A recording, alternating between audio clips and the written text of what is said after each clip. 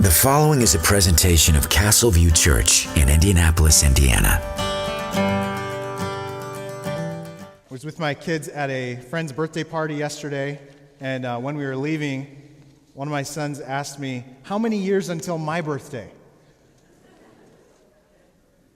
Well, birthday's a big deal, especially when you're young. That is often the first date that a child will learn. When they finally are starting to learn months or days, usually that's the first one they'll learn. Because that's the most important date to remember. That's a date worth tracking. That's a date worth asking your parents throughout the year. How many more days until my birthday? You want to know when it is so that you can anticipate all those good things that are going to come on that day. There's going to be cake, presents, there might even be a party. Your friends get together and play. It's going to be a great day, and you want to look forward to all those good things. But imagine how strange it would be if that day came, the party began, and then about halfway through, as you're eating your cake and you're about to tear into those presents, as a young child, your parents surprise you with the fact that there are more gifts and there's more cake to be had, but it's not for you. That somebody else is actually being celebrated on this day as well. Maybe it's a classmate. And the entire party is a celebration as much for that person as for you. But it's not somebody that you're really close to. It's not even really someone you like. It's someone who's for years been mean to you. And the only reason they were invited is because your parents made them invite all your classmates. And now they join you as the guest of honor, and they receive, along with you, all the gifts, all the cards, all the good stuff that come with a birthday party. How would you feel about that? Well, it depends. If you're the kid whose parents are throwing the party, maybe you wouldn't like having someone else share in that day with you. We often joke about the birthday monster, right? Nobody on their birthday wants to share with others. That's not what they're about. They're focused on themselves. But if you're that classmate, well, you'd have a totally different perspective. You'd be excited and amazed at the generosity of those parents who threw that party. Well, it's kind of a ridiculous scenario, but in our passage this morning, we find Jesus bringing God's blessing to surprising people in an unexpected way. Jesus, after all, is the Jewish Messiah who was promised long ago. And in his ministry, he's bringing the blessings of God's kingdom to God's people. He is ministering to Israel. But in this passage, he treats other people, outside people, Gentiles, in the same way as he's been treating God's people. He responds to their faith. We'll see him cast out a demon. He'll make a deaf person hear, and he'll satisfy them miraculously with food. And in doing all these things, Jesus, the Jewish Messiah, is bringing the same kingdom and the same salvation to Gentiles, to the nations. That's kind of our big idea this morning. Through Jesus, all peoples are recipients of God's gracious salvation. So if you don't have your Bible open already, you can flip to Mark chapter 7. We're going to pick up where we left off last time in verse 24. And we're going to go all the way into chapter 8, verse 10. And as we read these three accounts, we're going to see Jesus do things that are very similar to what he's done previously in Mark. But in this case, he's going to do them for Gentiles. So listen or follow along as I read. From there he arose and went away to the region of Tyre and Sidon. And he entered a house and did not want anyone to know, yet he could not be hidden. But immediately a woman whose little daughter had an unclean spirit heard of him and came and fell down at his feet. Now the woman was a Gentile, a Syrophoenician by birth, and she begged him to cast the demon out of her daughter. And he said to her, "Let the children be fed first, for it is not right to take the children's bread and throw it to the dogs." But she answered him, "Yes, Lord, yet even the dogs under the table eat the children's crumbs." And he said to her, "For this statement you may go your way. The demon has left your daughter." And she went home and found the child lying in bed and the demon gone. Then he returned from the region of Tyre and went through Sidon to the Sea of Galilee in the region of the Decapolis. And they brought to him a man who was deaf and had a speech impediment. And they begged him to lay his hand on him. And taking him aside from the crowd privately, he put his fingers into his ears, and after spitting, touched his tongue. And looking up to heaven, he sighed and said to him, Ephphatha, that is, be opened. And his ears were open. His tongue was released, and he spoke plainly. And Jesus charged them to tell no one. But the more he charged them, the more zealous they proclaimed it. And they were astonished beyond measure, saying, He has done all things well. He even makes the deaf hear and the mute speak. In those days, when again a great crowd had gathered, and they had nothing to eat, he called his disciples to him and said to them, I have compassion on the crowd, because they've been with me now 3 days and have nothing to eat. And if I send them away hungry to their homes, they will faint on the way. And some of them have come from far away. And the disciples answered him, How can one feed these people with bread here in this desolate place? And he asked them, How many loaves do you have? They said, 7. And he directed the crowd to sit down on the ground, and he took the 7 loaves, and having given thanks, he broke them and gave them to the disciples to set before the people, and they set them before the crowd. And they had a few small fish, and having blessed them, he said that these also should be set before them. And they ate and were satisfied, and they took up the broken pieces left over, 7 baskets full. And there were about 4,000 people. And he sent them away, and immediately got into the boat with his disciples and went to the district of Dalmanutha. Well, in this first account, where we have this woman coming to Jesus, we see that Jesus accepts Gentile faith. We're going to spend most of our time this morning here in this first part of our passage. Jesus heads to Tyre and Sidon. That's a region located in Phoenicia, which belonged to Syria. That's why this woman is called a Syrophoenician. And this area is to the northwest of Galilee. So if you're looking on a map at Galilee, from your perspective, up here. And it's outside, most significantly, outside the boundaries of Israel. And this is not a good place or a good people from a Jewish perspective. These were historic enemies of Israel. And the people of Tyre are actually cursed several times in the Old Testament by the prophets. Now, there are various expressions of paganism at this time in Jesus' day in and around Israel, but Tyre is known for some of the most extreme sorts of paganism. This is a godless place occupied by godless people. And we don't know exactly why Jesus went there. It seems like he's seeking some rest, at least at first, because it says he entered a house and he didn't want anyone to know. And yet, once again, he could not be hidden. People find out where he is and they bother him.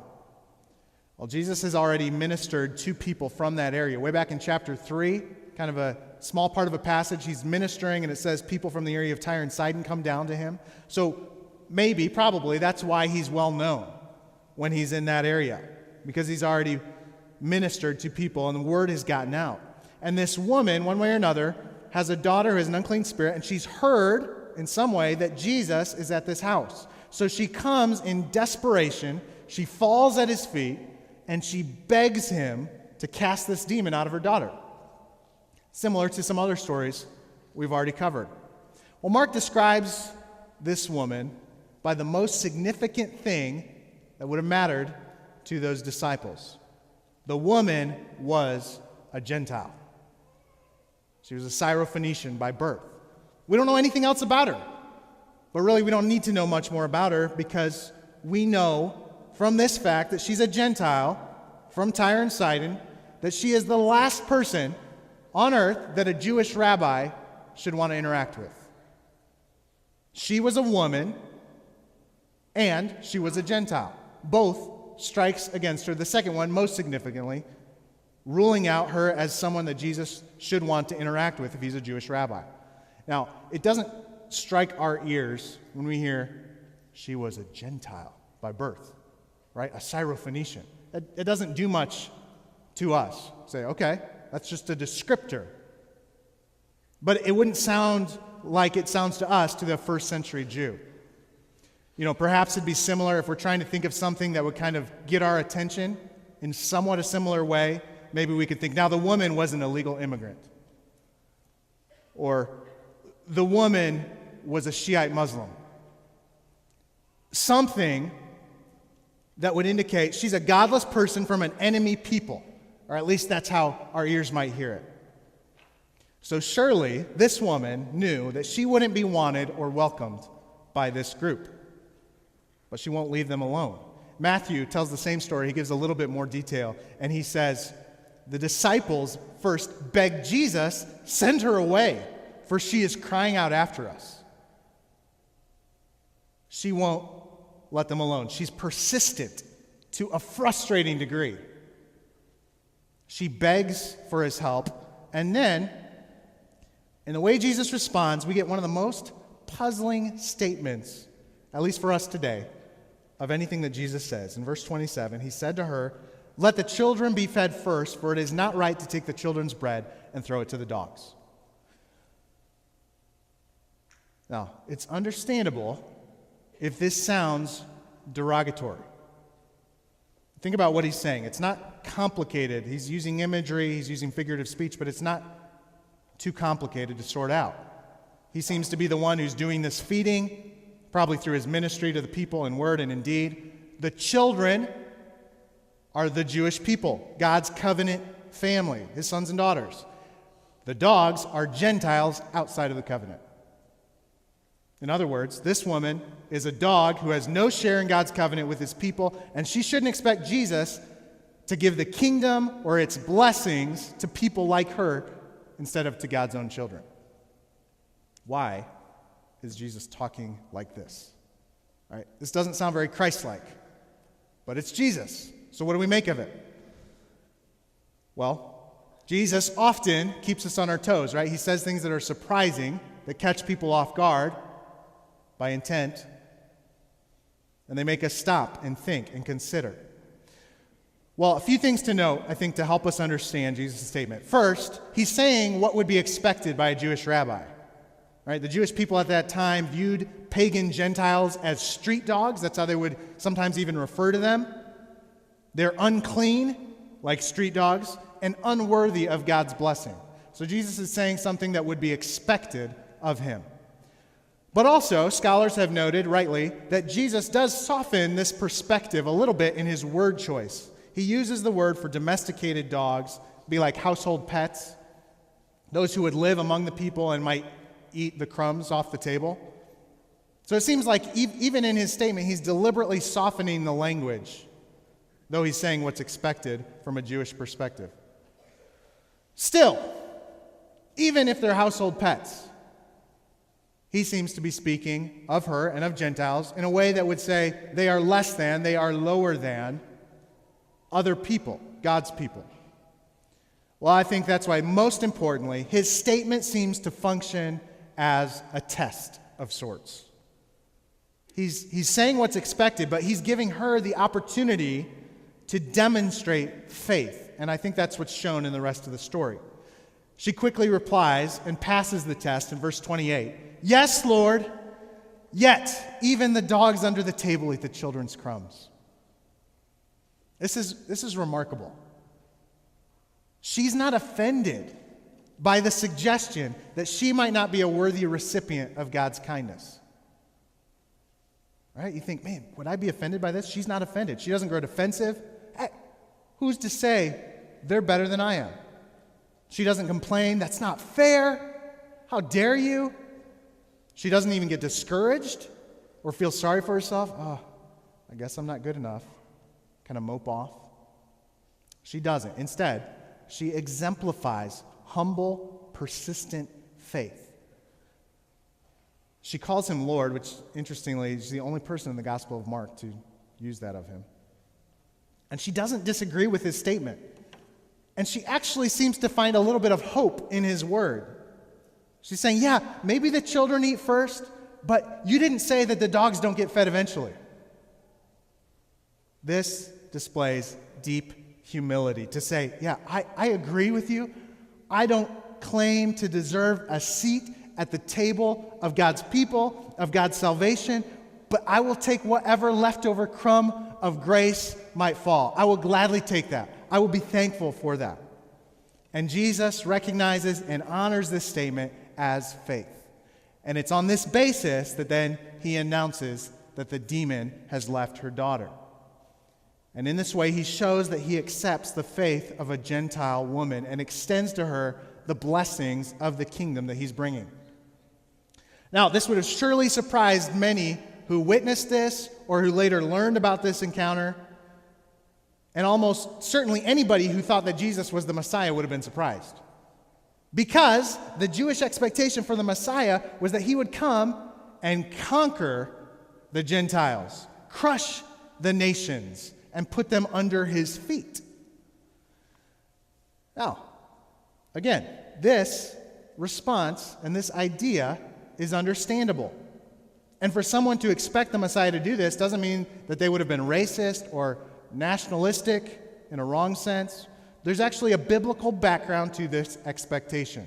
If you've read the Old Testament, you probably already know that. Here's one example, Psalm 2, pretty famous psalm about God's Son, his promised king, this future messianic king. It says in Psalm 2, I will tell of the decree, the Lord said to me, you are my son, today I have begotten you. Ask of me, and I will make the nations your heritage, and the ends of the earth your possession. You shall break them with a rod of iron, and dash them in pieces like a potter's vessel. You can find many other passages like this. If Jesus is the Messiah, it would seem he should be getting ready to crush the enemies of God's people. And in fact, we've already sung this morning some words about God defeating his enemies. And we would think that would include longtime enemies like Tyre. But here he is accepting the faith of this Gentile woman just as he accepts the faith of Israelites. And in fact, she's much quicker than most that we meet in Mark to understand and agree with and embrace Jesus' teaching. Much quicker than most of the Jewish listeners. I mean, the Pharisees, the religious leaders, have missed it completely. And even the disciples, though they are following Jesus, are so slow, to use Jesus' words, so slow to understand. So is Jesus just throwing out this Old Testament anticipation of the Messiah? Well, the short answer is no. The New Testament does affirm this future judgment that the Messiah will bring. But we get some more clarity, we get some more information in the New Testament, and we learn that this happens at his second coming. At the second coming of Christ, he wields a sword. At the first coming, he bears a cross. In his mercy, before he judges, he dies to save the nations. This distinction between the first and second coming helps to make sense of what we read in the Old Testament. Because in the Old Testament, along with all those promises that God will judge his enemies through a king on David's throne, you also find passages that speak of the nations, of Gentiles, being blessed or saved. All the way back in Genesis 12, where you have these great promises to Abraham, and it's to his people, and yet he says, I will bless you, and in you or through you, all nations of the earth will be blessed. Isaiah 49, verse 6, another example. He says, it's too light a thing that you, Israel, should be my servant to raise up the tribes of Jacob and bring back the preserved of Israel. That's too light. That's too small. I will make you as a light for the nations, that my salvation may reach to the end of the earth.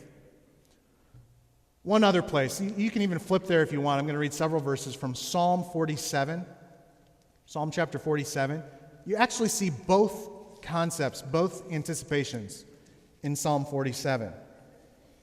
You see the nations being conquered, but then you also see them gathered as God's people. So Psalm 47, verse 2 through 4, for the Lord the Most High is to be feared, a great king over all the earth.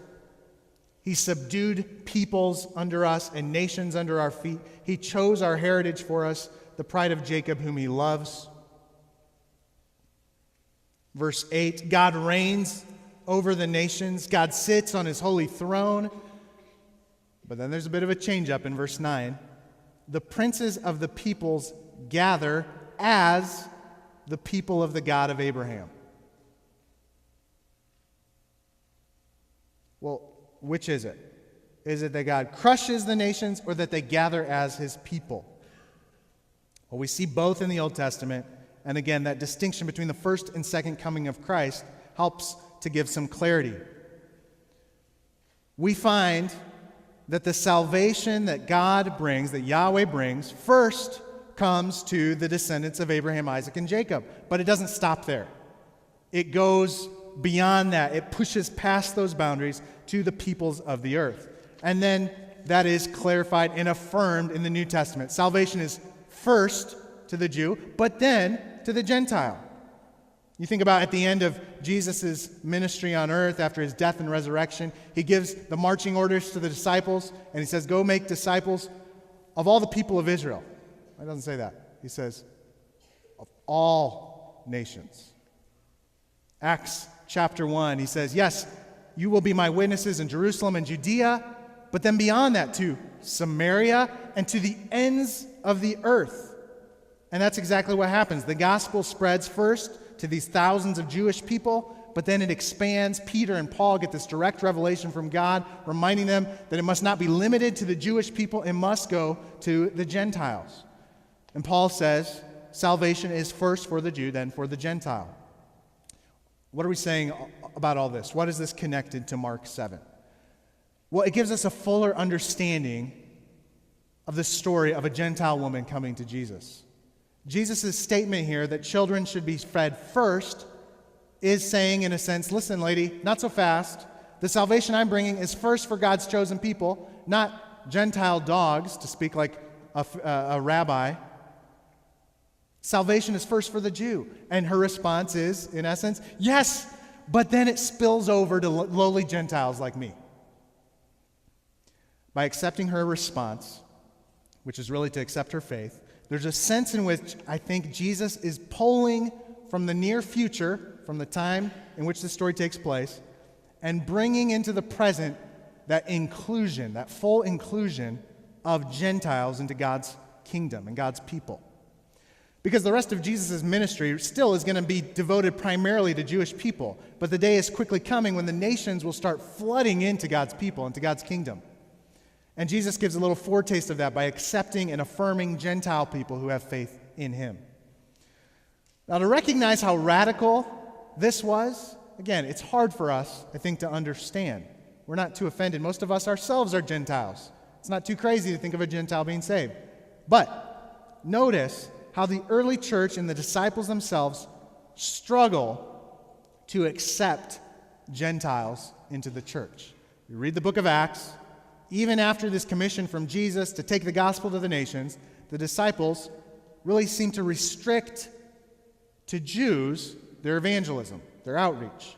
And it takes a church council in Jerusalem with a lot of apostles present to wrestle with this reality that the Gentiles, as crazy as it sounds, seem to be trusting Jesus.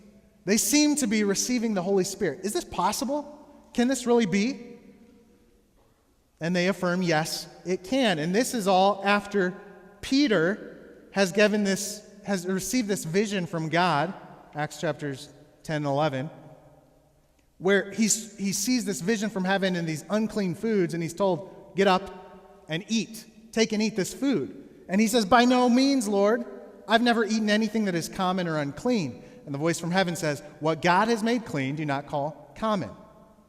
Now, this happens 3 times. Right after that, some messengers show up, and they take Peter over to the house of a Gentile, Cornelius, who has his family and friends all sitting there, ready to hear this message from Peter. And one thing that he says in Acts chapter 10, verse 28, one thing he says to Cornelius and all those people, he says, you yourselves know how unlawful it is for a Jew to associate with or visit anyone from another nation.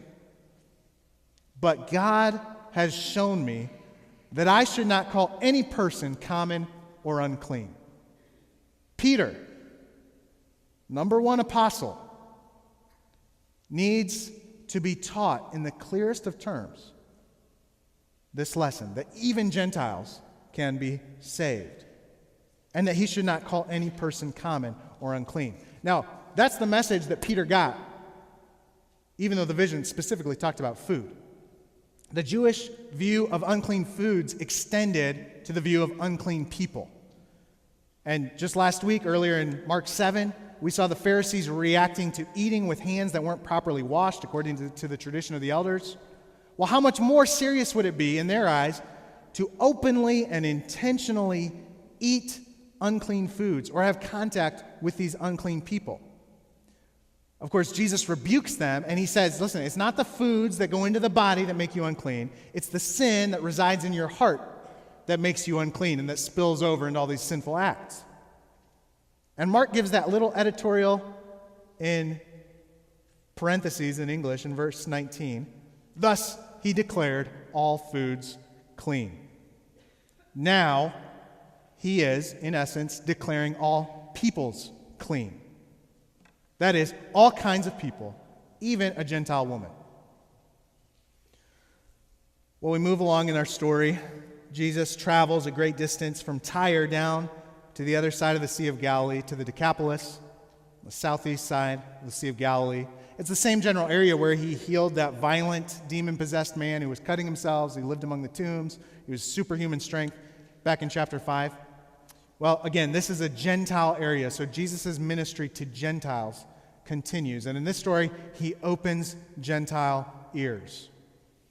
Some people, we don't know who they are, they bring to Jesus a man who is deaf and had a speech impediment, and they beg him to lay his hand on him. They've heard news about Jesus and his mighty acts, and they say, maybe this wonder worker can heal our friend. Now, as an interesting side note, I hope it's interesting to me, how did these people hear about Jesus? Because last time Jesus went there, they didn't seem to have any knowledge of him. He wasn't received well, he didn't have crowds around him, and in fact, after he cast the demon out of the man into the herd of pigs, they beg him to leave, and he does leave. But remember the guy that he healed, that he cast the demon out of, who says, I want to come with you? And Jesus does what he does almost nowhere else in Mark, at least up to this point. He says, no, you're not going to follow me. You're going to stay here, and you're going to be my missionary, in a sense. You're going to be my witness, and you're going to tell others what has happened to you. Tell them your testimony. And verse 20 of chapter 5 in Mark, he says, he went away and began to proclaim in the Decapolis, the same place, how much Jesus had done for him, and everyone marveled. All right, so some period of time has passed. They've heard this story, probably first coming from this formerly demon-possessed man. They've heard about Jesus, and they come to him ready for a miracle. However they heard of Jesus, they know that he can do powerful things. It says in verse 33 then, taking him aside, Jesus takes the man aside from the crowd privately. He put his fingers into his ears, and after spitting, he touched his tongue. Looking up to heaven, he sighed, said to him, Ephatha, that is, be open. This is unusual even for Jesus, this method of healing. Why does he do it? Why does he stick his fingers in the guy's ears? Why does he spit and put the saliva on the man's tongue?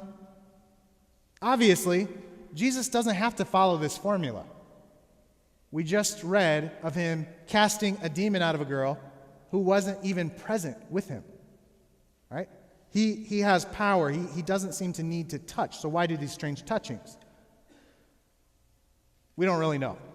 We don't know why he does it. Now, it's possible that it's just a helpful visual for these people to see that this isn't just some kind of voodoo. This is actually Jesus doing it. It's by his touch that this man is healed. That's a possibility. Another possibility is that he's mimicking an ancient pagan ritual. And in this ritual, you had the images of the gods. That's what their idols were thought to be, images of their gods. And they would supposedly come alive when they anointed them. And through this anointing touch, their ears would be open, their eyes and their mouths would be open. Well, why would Jesus copy an ancient pagan ritual? If he did, I think it's because he's probably symbolizing how God's image bearers need to have their ears opened up. People who don't know the true God become like idols, said often in Scripture. You become like idols. You have ears, but you don't hear. You have eyes, but you can't see. Jesus makes image bearers come alive by giving them ears to hear and eyes to see. Now, whether or not there was a ritual that he had in mind, I think it's safe to say that he gives us here a picture of spiritual hearing being restored. Jesus talks about hearing a lot. He says, listen, hear me, understand what I'm saying. He who has ears to hear, let him hear. He's always talking about hearing, but most of the crowds can't hear him, as it were, because they don't understand him. The religious leaders don't hear him. Even the disciples are slow to hear and understand. It's like people are spiritually deaf. They have ears, but they can't hear. They need their hearing restored, just like this man. At a personal level, can you imagine what a life change would have been in store for this man? It's hard to imagine, only if you're somebody who's had extreme hearing loss do you know something of what this man went through, what his life was like. But we can imagine, or at least we can try, the shock it must have been to suddenly be able to hear. You can find, if you haven't looked at them, you should check them out. Online, you can find videos of those who have extreme hearing impairment or deafness receiving cochlear implants. And when it kicks in and all of a sudden they can, for the first time, hear the voice of a loved one, maybe somebody they've known their entire lives. For the first time they hear the sound of their voice. It's moving, it's touching to see that. The joy that they have. This man's life was changed in an instant when Jesus touched him. But the story, of course, goes beyond this one man's good fortune of getting to meet Jesus. It's not just a story about, man, he's really hit the lottery, he got to meet Jesus and be healed. This story is yet another sign that the Lord has come to save his people. Isaiah 35, 5 and 6 anticipated this day. It says, then, on this day of salvation, when Yahweh comes to save his people, then the eyes of the blind shall be opened, the ears of the deaf unstopped. Then shall the lame man leap like a deer, the tongue of the mute sing for joy. In an instant, this man experienced two of those things. He could hear, and his tongue was loosened, and he could speak. Through Jesus, Yahweh is doing what has been anticipated for these centuries. And in this case, he's doing it for Gentiles. Well, Jesus tells people, don't tell anybody. But they can't keep it quiet. The more he charged them, the more zealously they proclaimed it. He keeps having these crowds who are swarming him, looking for a wonder worker. Well, this isn't going to help, but it's hard to blame these people. Verse 37, they were astonished beyond measure, saying, he has done all things well. He even makes the deaf hear and the mute speak. This is incredible. How can we keep our mouths silent? How could I keep this tongue that has just been loosened by Jesus silent and not tell others of what he's done? I don't know if this was disobedience. I don't know if the Lord was pleased or displeased by this. I'll leave that up to him. Verse 38. Verse 1 of chapter 8. We see that Jesus satisfies Gentile hunger. Well, if you've been following along in Mark, you probably noticed how similar this story is to the feeding of the 5,000 back in chapter 6. There are many similarities. There's a big crowd. They're in a desolate place. Jesus and his disciples have a very similar conversation. He says, how many loaves do you have? He blesses and breaks the food. The food is multiplied for everybody, and there are leftovers in baskets. And these details are so similar that some scholars have concluded, well, there must have just really been one event, and there was a mix-up somewhere along the way, and it kind of broke into two separate stories. But really, it's just one thing that happened. Well, I don't think that's the case. For all their similarities, there are differences. They're in a different place, with a different crowd. Here, he's there with 3 days instead of one. He's ministering to a different number of people. There are different amounts of leftovers, very specific numbers from those eyewitnesses who reported it. And it's not the same event. But it is a little bit puzzling when you read verse 4, at least it is for me, when the disciples ask, how can one feed these people with bread here in this desolate place? I mean, we just read about this. You actually saw it happen. Why would you ask that question? How could you forget? They couldn't have forgotten, right? We just ruled that out. They did not forget about the feeding of the 5,000. Why don't they just say, all right, Jesus, it's go time, take it away, show us what you got? Well, I think there are a few possibilities. Maybe they didn't want to presume on his power. Jesus doesn't seem to appreciate it when people say, show us a sign, show us a sign. The Pharisees are going to do that just a few verses later. Maybe they didn't want to presume. Maybe they lacked faith. I think in some way we can relate to this. Just because God's provided in the past doesn't give us unshakable confidence that he's going to provide in this moment or on this day. And you add to that, the provision was extraordinary. They normally ate through normal means. It's not like Jesus was just snapping his fingers everywhere and popping up food. He did this in a unique way at that time.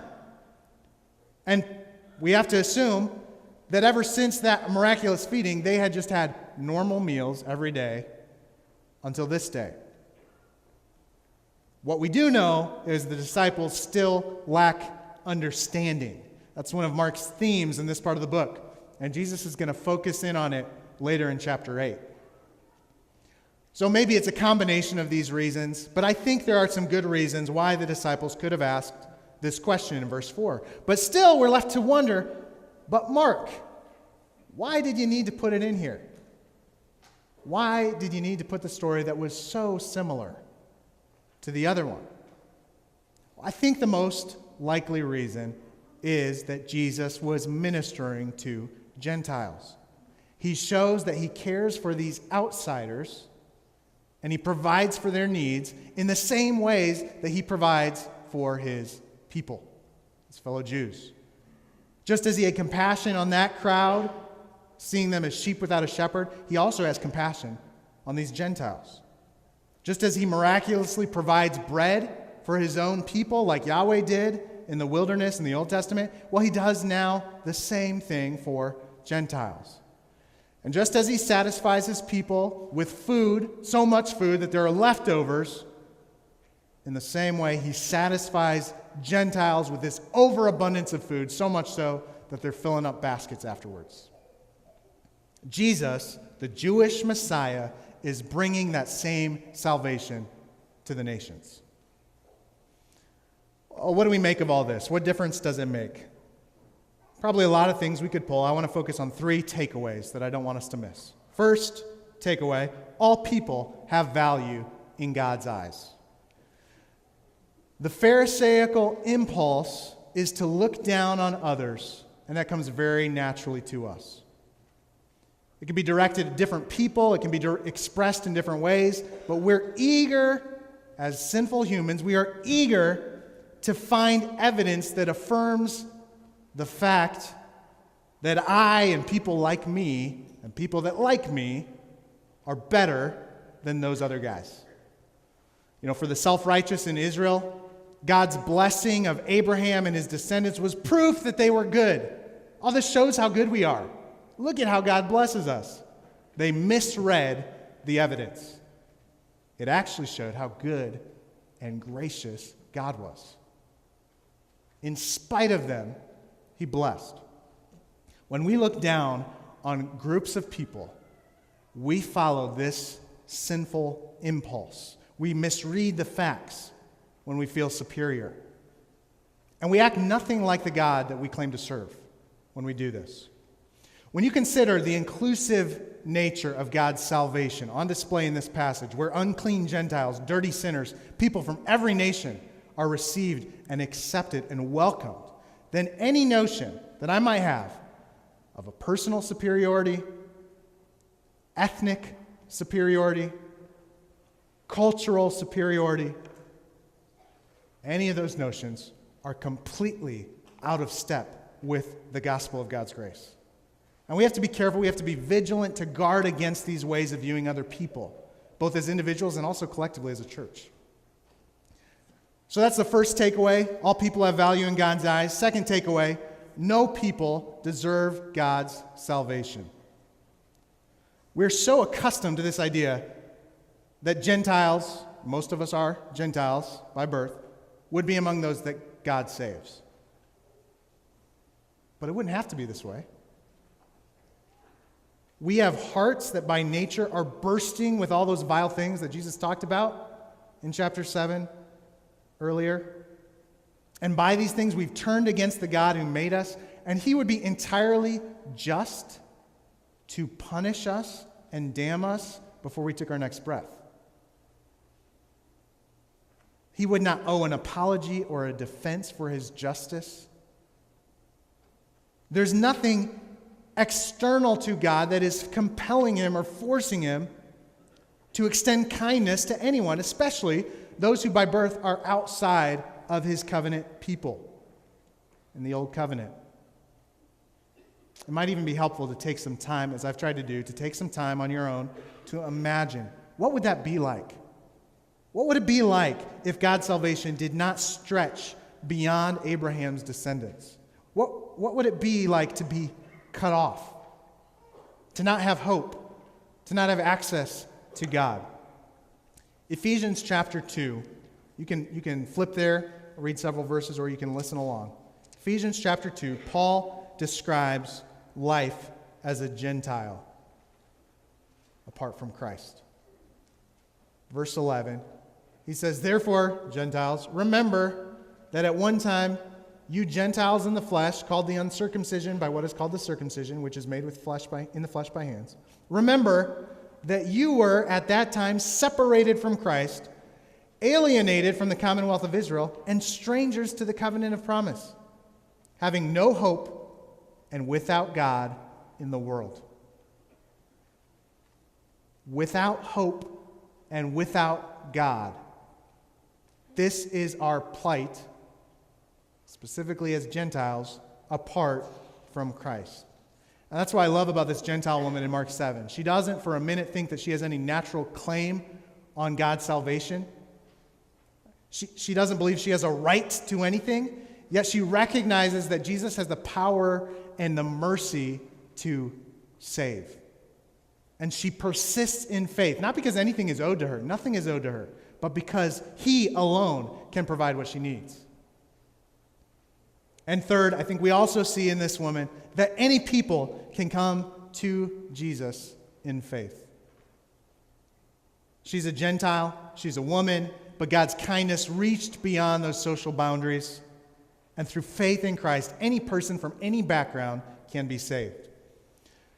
We must beware of any thought, even one buried within us that we know better than to express. Any thought that it's more difficult for someone to be saved based on their background or their ethnicity than it is for me to be saved. Another person's salvation is no more unlikely than my own. And if God can save a Gentile sinner like me, he can save anybody. That is the response of a Christian. Look at Ephesians 2, verse 13, where we left off. You have no hope and no God. But verse 13, "But now in Christ Jesus, you who were once far off have been brought near by the blood of Christ.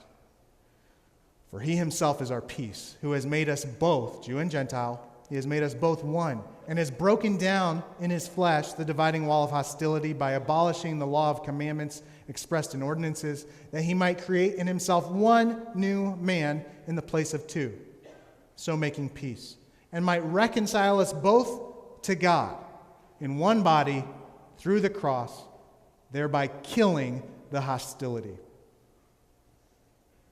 The Son of God is willing to be killed unjustly by human hands in order that we who deserve that punishment could be reconciled to God. And at the same time we're brought to him, we're brought to one another. When he is killed, the hostility between us and God and between us and others is put to death. That insurmountable distance between us and God has been spanned by Jesus. And through him, people of every ethnicity and background, even people like us, have received his gracious salvation. Let's pray. This has been a presentation of Castleview Church in Indianapolis, Indiana. For more information about our church, please visit castleview.org.